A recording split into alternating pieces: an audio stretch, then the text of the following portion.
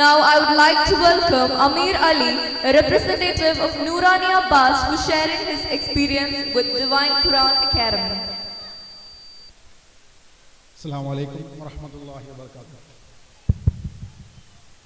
ആദരണീയനായ നമ്മുടെ ഡിവൈൻ ഖുർആൻ അക്കാദമിയുടെ ഡയറക്ടർ അൻസർ ഫാറൂഖി അവർകൾ, ബഹുമാന്യനായ ഉസ്താദ് അബ്ദുൽ ബാസിദ് മൗലവി, പ്രിയപ്പെട്ട ഖുർആൻ പഠിതാക്കളെ, സഹോദരി സഹോദരന്മാർ, ഈരാറ്റുപേട്ടയുടെ ആത്മീയ നഭോമണ്ഡലത്തിൽ ഒരു വെൺതാരകമായി പ്രശോഭിക്കുന്ന ഡിവൈൻ ഖുർആൻ അക്കാദമിയുടെ വാർഷിക സംഗമത്തിൻ്റെ സന്തോഷവേളയിലാണല്ലോ നാം ഇന്നിവിടെ ഒത്തുചേർന്നിരിക്കുന്നത്. മഹനീയമായ ഈ വേദിയിൽ എത്തുവാനും നിങ്ങളോടൊപ്പം സഹകരിക്കുവാനും കുറച്ച് സമയം സംസാരിക്കാനും സാധിച്ചതിൽ അള്ളാഹുവിന് സ്തുതിക്കുന്നു. അൽഹംദുലില്ലാ. ഞാനിവിടുത്തെ നൂറാനിയ, ഈ ഡിവൈനിലെ LKG ക്ലാസ് എന്ന് പറയാവുന്ന നൂറാനിയ ക്ലാസ്സിലാണ് പഠിക്കുന്നത്. കഴിഞ്ഞ ഏതാനും മാസങ്ങളായിട്ടേ ഉള്ളൂ ഞാനിങ്ങോട്ട് കടന്നു വന്നിട്ട്. അതിനു മുമ്പ് കുറച്ച് നാൾ ഞാൻ ഫൗസിയയിൽ 7 വർഷത്തോളം കാലം ഫൗസിയ കോളേജിൽ ഉനൈസ് ഉസ്താദിൻ്റെ ഖുർആൻ ക്ലാസ്സിൽ പങ്കെടുക്കുമായിരുന്നു. ഇപ്പോഴും പങ്കെടുക്കുന്നുണ്ട്. ഈ വേദിയിൽ, മഹനീയമായ ഈ വേദിയിൽ ഖുർആൻ പഠനത്തിൻ്റെ പ്രാധാന്യത്തെക്കുറിച്ചും ഖുർആൻ പാരായണത്തെക്കുറിച്ചും ഏതാനും ചില കാര്യങ്ങൾ പറഞ്ഞുകൊണ്ട് ഞാൻ എൻ്റെ കർത്തവ്യം അവസാനിപ്പിക്കാം.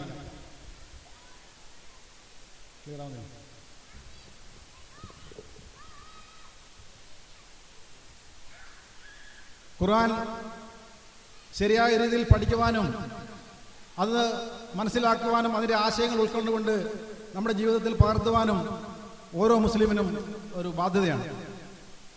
ഖുർആനിൽ തന്നെ പല സ്ഥലത്തായിട്ട്, പല ഭാഗത്തായിട്ട് പറയുന്നുണ്ട് ഖുർആൻ പഠനത്തെക്കുറിച്ചും പാരായണത്തെക്കുറിച്ചുമുള്ള പ്രാധാന്യം. പരിശുദ്ധ ഖുർആനിലെ 73-ാമത്തെ സൂറത്തായ സൂറത്തുൽ മുസമ്മിലിൽ 4-ാമത്തെ ആയത്തിൽ അള്ളാഹു പറയുന്നു, ഔസിദ് അലൈഹി വറത്തിലിൽ ഖുർആന തർത്തീല. രാത്രി നമസ്കാരത്തിന്റെ കാര്യം പറഞ്ഞതിന് ശേഷം അള്ളാഹു സുബ്ഹാനഹു വ തആല പറയുന്നു ഖുർആൻ പാരായണം എങ്ങനെയായിരിക്കണമെന്ന്. അത് വളരെ സാവകാശം അക്ഷരങ്ങൾ വ്യക്തമാക്കി തർത്തീലായി നിർത്തി ഓതണം എന്നാണ് അള്ളാഹു സുബ്ഹാനഹു വ തആല പറയുന്നത്. ഈ പരിശുദ്ധ ഖുർആൻ അള്ളാഹു ഹബീബായ മുഹമ്മദ് മുസ്തഫ റസൂൽ കരീം സല്ലല്ലാഹു അലൈഹി വസല്ലമയ്ക്ക് കൊടുത്ത ഏറ്റവും വലിയൊരു മോജിസത്താണ്. അത് നബി സല്ലല്ലാഹു അലൈഹി വസല്ലമയ്ക്ക് ജിബ്രീൽ അലൈഹിസ്സലാം എങ്ങനെയാണോ പഠിപ്പിച്ചു കൊടുത്തത്, നബി സല്ലല്ലാഹു അലൈഹി വസല്ലം സഹാബാക്കൾക്ക് അതെങ്ങനെയാണോ എത്തിച്ചു കൊടുത്തത്, സഹാബാക്കൾ പിന്നീട് വന്നവർക്ക് നമുക്ക് എങ്ങനെയാണോ എത്തിച്ചു തന്നത്, അതേ രീതിയിലാണ് നമ്മളതിനെ കൈകാര്യം ചെയ്യേണ്ടതും പാരായണം ചെയ്യേണ്ടതും. നമ്മുടെ റസൂൽ സല്ലല്ലാഹു അലൈഹി വസല്ലമിന്റെ നിയോഗം തന്നെ ഈ ഖുർആൻ, ഈ വിശുദ്ധ ഗ്രന്ഥം ഈ ലോകത്തിലുള്ള ആളുകൾക്ക് എത്തിച്ചു കൊടുക്കുക എന്നുള്ളതാണ്. ഒരു ഹദീസിൽ ഇങ്ങനെ പറയുന്നു, നിങ്ങളിൽ ഏറ്റവും ഉത്തമർ, ഏറ്റവും ശ്രേഷ്ഠർ ഈ ഖുർആൻ പഠിപ്പിക്കുന്നവരും പഠിക്കുന്നവരുമാണ്. അങ്ങനെ അനേകം ഹദീസുകളിൽ ഖുർആൻ പഠനത്തിന്റെ പ്രാധാന്യം പറയുന്നുണ്ട്. മറ്റൊരു ഹദീസിൽ ഇങ്ങനെ പറയുന്നു, നിങ്ങളൊരു അള്ളാഹുവിന്റെ ഭവനത്തിൽ ഒരുമിച്ച് കൂടുകയും ഈ ഖുർആനെ കുറിച്ച് ചർച്ച ചെയ്യുകയാണെങ്കിൽ അള്ളാഹുവിന്റെ മലക്കുകൾ നിങ്ങളെ പൊതിയുകയും അവിടെ അനുഗ്രഹം വർഷിക്കുകയും ആ മലക്കുകളുടെ സമക്ഷത്തിൽ അള്ളാഹു നിങ്ങളെ പ്രശംസിക്കുകയും ചെയ്യുമെന്ന് ഹബീബായ മുത്ത് മുഹമ്മദ് സല്ലല്ലാഹു അലൈഹി വസല്ലം നമ്മളെ പഠിപ്പിക്കുന്നു. ഈ സാഹചര്യത്തിൽ നമ്മൾ ഇന്ന് ജീവിക്കുന്ന കാലഘട്ടം ന്യൂ ജനറേഷൻ കാലഘട്ടമാണ്. ഞാനൊക്കെ 70s കിഡ്സ് അല്ലെങ്കിൽ 80s കിഡ്സ് എന്നൊക്കെ പറയുന്ന ആ ഒരു ഓൾഡ് ജനറേഷനിൽപ്പെട്ട ആളുകളാണ്. ഇപ്പം ഉള്ള കുട്ടികൾ പഠിക്കുന്നത്, ഓതുന്നത് കേട്ട് കഴിഞ്ഞാൽ നല്ല ഖിറാഅത്തായിട്ട് ഓതുമ്പം നമുക്കത് കാണുമ്പോൾ കൊതിയാവും, നമുക്കിങ്ങനെയൊന്നും പഠിക്കാൻ കഴിഞ്ഞില്ലല്ലോ എന്ന്. പക്ഷേ ഓൾഡ് ജനറേഷൻ എന്ന് പറയുമ്പം അന്നത്തെ കാലത്ത് നമുക്ക് ഇന്നത്തെ കാലം പോലെ അല്ലല്ലോ. മൊബൈൽ ഫോണിനെ കുറിച്ച് നമുക്ക് ചിന്തിക്കാൻ പോലും കഴിയാത്ത, സ്വപ്നം പോലും കാണാൻ കഴിയാത്ത ഒരു കാലഘട്ടം. ലാൻഡ് ഫോൺ പോലും അന്ന് വളരെ അപൂർവമാണ്. എന്നാൽ അതിനൊക്കെ ശേഷം 1997 വിവര സാങ്കേതിക വിദ്യയുടെ ഒരു കുതിച്ചുചാട്ടം തന്നെ ഉണ്ടാവുകയും ആ വിവരസാങ്കേതിക വിദ്യ അതിൻ്റെ പാരമ്യതയിൽ എത്തി നിൽക്കുന്ന സമയത്താണ് നാം ഇപ്പോഴുള്ളത്. വിവരസാങ്കേതിക വിദ്യ പാരമ്യതയിൽ എത്തി എന്ന് പറയുമ്പോഴും ആ സമയത്ത് നമ്മുടെ കുട്ടികൾ സോഷ്യൽ മീഡിയ കാലം ആണ് ഇപ്പോൾ ഉള്ളത്. സോഷ്യൽ മീഡിയയാണ് അവരുടെ കാര്യങ്ങൾ തീരുമാനിക്കുന്നത്.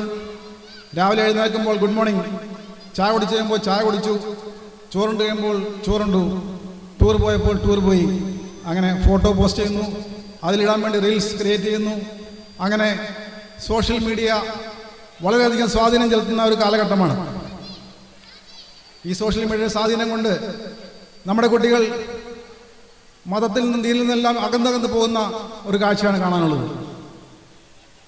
ഇപ്പോൾ വളരെ കൂടുതലായി കാണപ്പെടുന്ന യുക്തിവാദം, മതനിരാസം, ലിബറലിസം, സ്വതന്ത്ര ചിന്ത, അങ്ങനെ പല പല പേരുകളിൽ ഇട്ടുകൊണ്ട് ഈ ദീനിൽ നിന്ന് അകന്നു പോയിക്കൊണ്ടിരിക്കുന്ന കാഴ്ചയാണ് നമുക്ക് കാണാൻ കഴിയുന്നത്.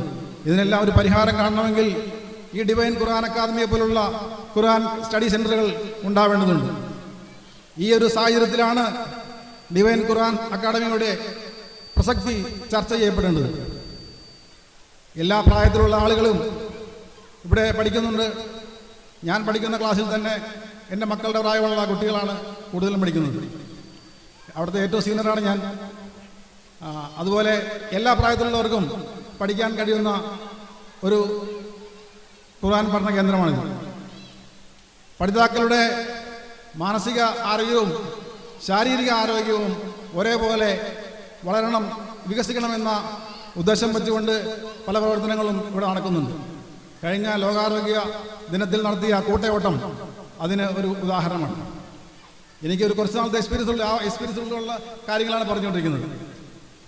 പിന്നീട് പല പല മോട്ടിവേഷൻ ക്ലാസ്സുകളും പേരൻറ്റിങ് ക്ലാസ്സുകളും അങ്ങനെയുള്ള നമ്മുടെ വ്യക്തിത്വ വികാസത്തിനുള്ള കാര്യങ്ങളും ഇവിടെ നടക്കുന്നുണ്ട്.